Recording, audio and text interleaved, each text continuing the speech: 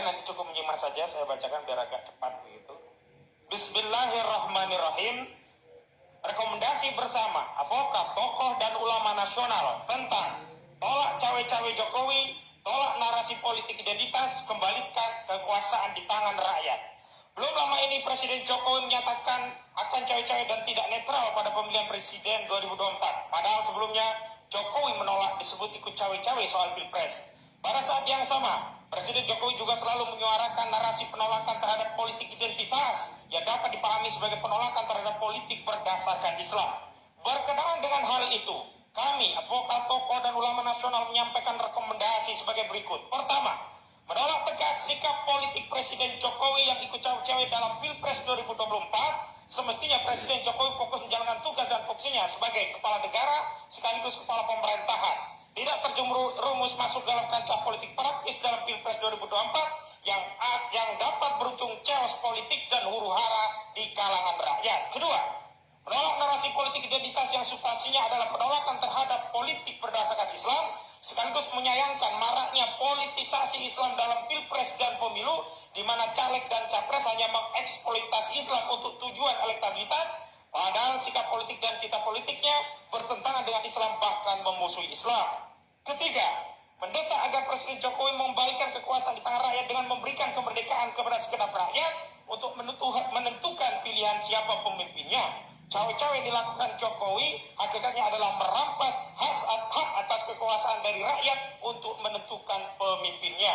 Keempat, mendesak Presiden Jokowi untuk bersikap netral, imparsial, dan adil untuk memberikan kesempatan kepada segenap putra terbaik bangsa untuk berkompetisi dalam Pilpres 2024 tanpa intervensi apapun dari Presiden, baik dengan dalih demi masa depan bangsa atau karena pentingnya Pilpres atau dalih apapun juga.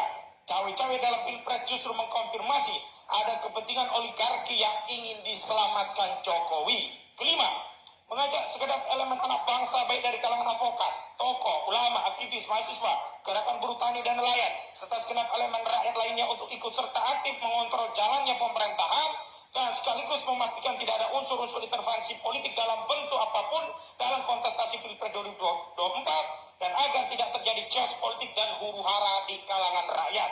Keenam, menghimbau kepada segenap elemen partai politik, kontestan politik, dan para politisi untuk ikut mengontrol dan mengkritik kebijakan zalim Jokowi, baik melalui wakilnya di DPR maupun secara langsung melalui kadernya. Jangan sampai kezaliman Jokowi kepada rakyat didiamkan, sebab jika dibiarkan pada akhirnya, partai politik juga akan menjadi korban kezaliman rejim Jokowi.